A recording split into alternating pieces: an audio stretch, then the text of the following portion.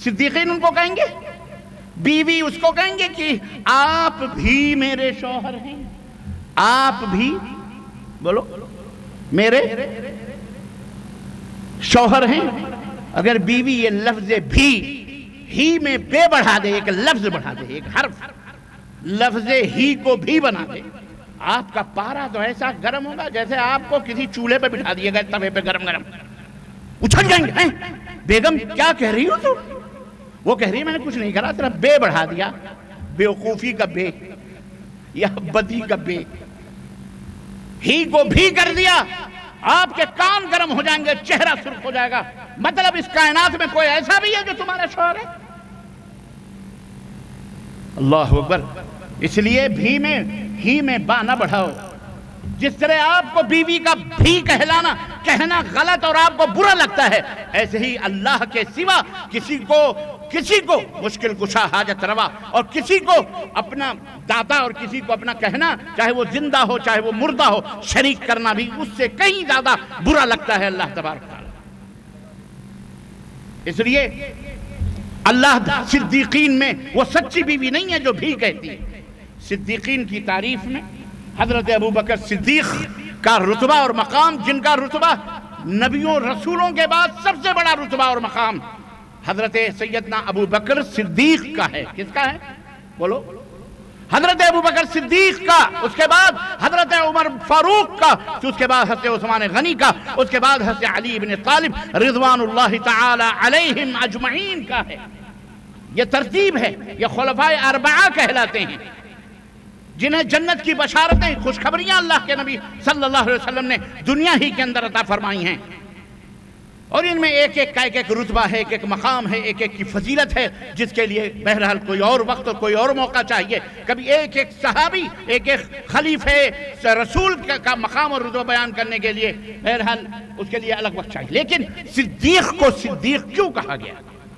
بس مختصر سا، تاکہ آپ کو صدیقین کا بھی تعارف سمجھ میں آئے۔ صدیقین کون ہوتے ہیں؟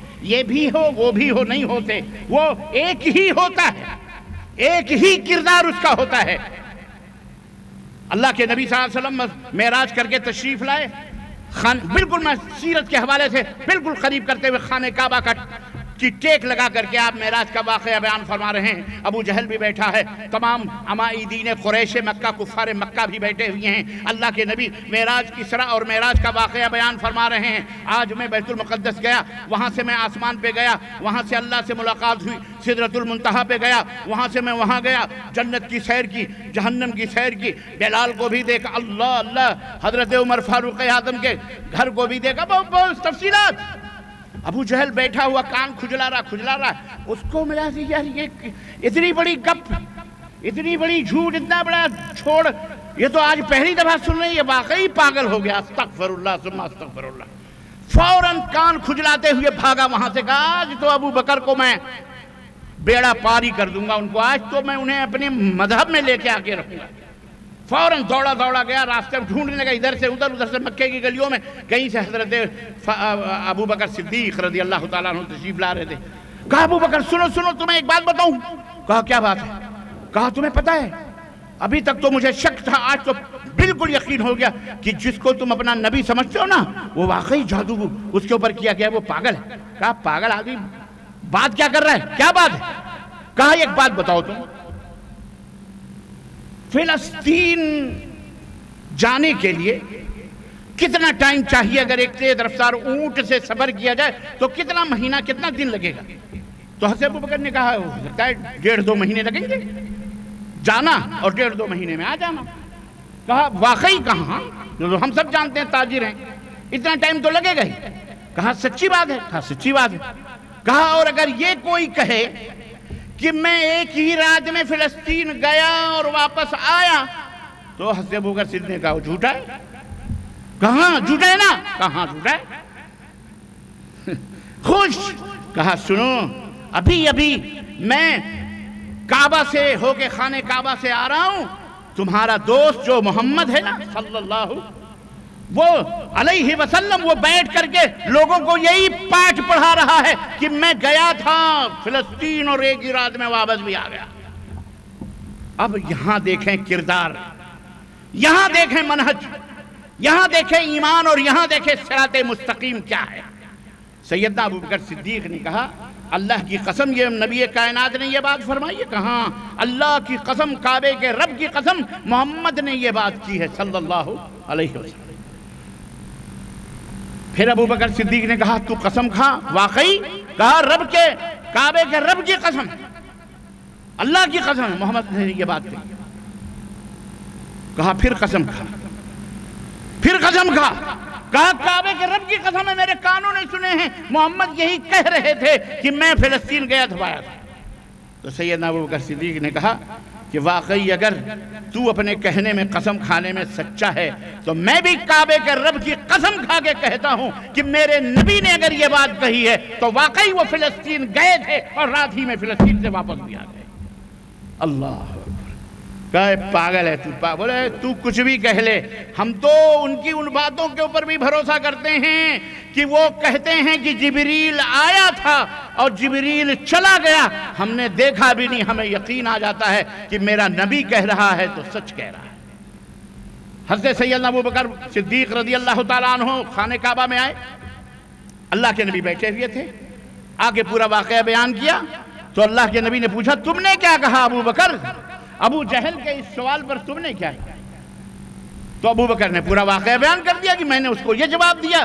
تب نبی کائنات کا چہرے مبارک چمک اٹھا اور آپ نے فرمایا انت الصدیق، انت الصدیق، انت الصدیق۔ یہ ہوتی ہے صدیقیت، یہ نہیں کہ یہ ہے وہ ہے فلاں۔ جہاں رب کا قرآن آ جائے، جہاں نبی کا فرمان آ جائے، بات ختم، سارے فتنے ختم، سارے مولوی عالم فاضل اور سب الگ، اور نبی کائنات صلی اللہ علیہ وسلم کا فرمان ایک طرف۔ ساری کائنات میں سب سے بھاری ہے، یہی ہے صراط مستقیم۔ زبان سے کہنے سے صراط مستقیم نہیں ملتا ہے۔ تو اللہ نے فرمایا کون لوگ ہیں صراط مستقیم پر چلنے والے؟ جو اللہ کی اطاعت کریں، رسول کی اطاعت کریں، ان کا حشر ان کے ساتھ ہوگا مع الذین انعم اللہ علیہم، جن پر اللہ کا انعام ہوا ہے، من النبیین والصدیقین والشہداء والصالحین، نیکوکار جو لوگ ہیں، شہداء جو ہیں، صالحین جو ہیں، ان کے ساتھ صدیقین جو ہیں، نبی جو ہیں، ان کے ساتھ ان کا حشر ہوگا۔ کن کا؟ جو اللہ کی اور رسول کی اطاعت کریں۔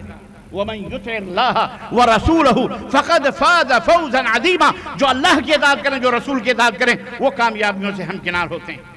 بات ختم تھی میرے عزیزو سورہ فاتحہ کی، واضح ہو چکا تھا صراط مستقیم کیا ہے، کن پر اللہ نے اپنا انعام فرمایا ہے، بات واضح ہے، پر اللہ اور وضاحت فرما رہا ہے، اور وضاحت فرما رہا ہے، کیونکہ کچھ باقی ہے، اور یہ سنت الہیہ ہے، خیر بھی بیان کرو، شر بھی بیان کرو، تاکہ حضرت حذیفہ ابن یمان رضی اللہ تعالیٰ عنہ کہتے ہیں کہ الناس کانوا یسألون الخیر، نبی صلی اللہ علیہ وسلم سے لوگ خیر کے بارے میں پوچھا کرتے تھے، سوال کون کون سی چیز نیکی ہے، کون کون سی چیز خیر ہے، کون کون سی چیز سے رتبہ ملے، لیکن میں اللہ کے نبی سے خیر نہیں پوچھتا تھا، میں اللہ کے نبی سے شر کے بارے میں پوچھتا تھا۔ اللہ کے نبی شر کیسے آئے گا، وہ شر کیسا ہے، وہ شر کیوں آئے گا، اور پوچھتا تھا تو اللہ کے نبی مجھے بتاتے تھے کیوں پوچھتا تھا، تاکہ کہیں ایسا نہ ہو کہ لا علمی میں اس شر کے اندر نیکی سمجھ کر ہم داخل ہو جائیں،